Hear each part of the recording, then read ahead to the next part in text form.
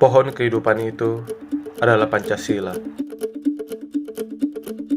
Pohon, engkaulah kehidupan kami, tempat di mana semua makhluk menaruh mimpi, berkembang, bertumbuh, mencari-cari.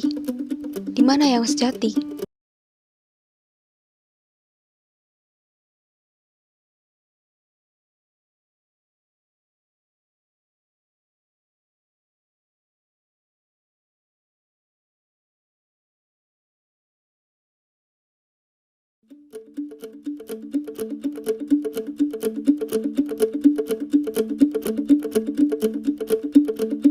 Indonesia merupakan paru-paru dunia. Dengan kekayaan sumber daya alamnya, Indonesia berpotensi besar untuk menjadi negara maju. Menyongsong 100 tahun Indonesia merdeka pada tahun 2045.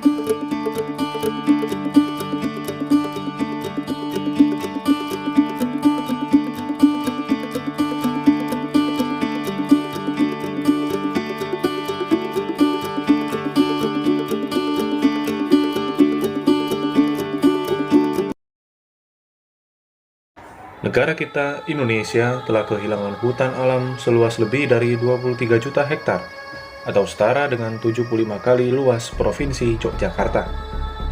Angka tersebut tercatat di Forest Watch Indonesia dalam kurun waktu yang tidak sebentar. Ya, dalam kurun waktu dari tahun 2000 hingga 2017. Sebagian besar karena pembukaan lahan kelapa sawit. Sebagian lainnya untuk membuka lahan pemukiman dan lain sebagainya. Deforestasi saat ini hingga ke depannya akan terus terjadi. Kita masih belum mampu menghadirkan tata kelola hutan yang baik. Begitupun imbasnya terhadap polusi perkotaan.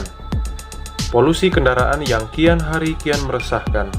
Belum ditambah peran pabrik dalam menyumbangkan baik itu limbah cair maupun polusi udara, menambah semaraknya tingkat kemasaman di udara, dan turunlah hujan asam yang merugikan. Lantas, apakah permasalahan lingkungan tersebut berhubungan dengan Pancasila?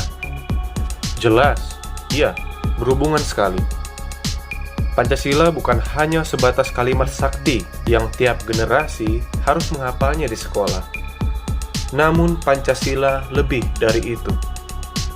Penguatan Pancasila sebagai dasar negara memiliki urgensi tersendiri, terkhususnya dalam rasa kecintaan kita terhadap bumi dan alam Ibu Pertiwi.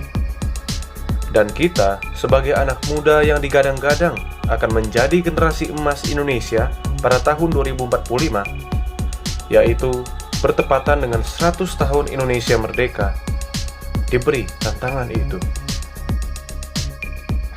Kami, Resimen Mahasiswa Batalion 904 Kalayuda, Universitas Jenderal Sudirman, berusaha untuk menjawabnya.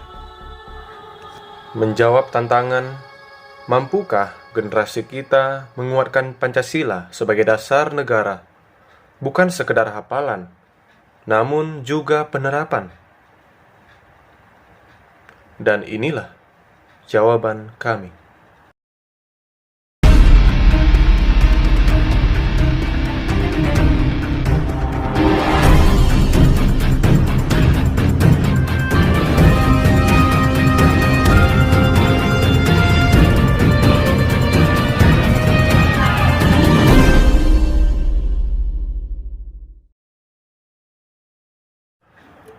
Pohon kehidupan itu adalah Pancasila.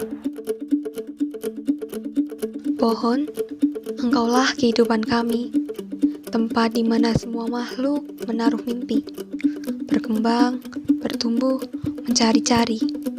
Di mana yang sejati? Ketika semua berbicara tentang ketamakan materi, akal sehat pun pergi. Tak ada lagi Pancasila di hati. Yang ada hanya tersisa hafalan mati. 1000 gelar dengan sejuta kebanggaannya tak lagi berarti. Hai anak muda, apakah dirimu melihat di mana kelima silanan sakti itu berdiri? Tidak, jawab anak muda itu. Tidak lagi ada pada mereka para tikus berdasi. demi lingkungan hidup pun mau dikorupsi. Kini tinggallah kita, harapan Ibu Pertiwi. Mari tanamkan Pancasila dalam sanubari. Aksi kecil yang penuh dengan nilai implementasi. Sekarang atau tidak sama sekali.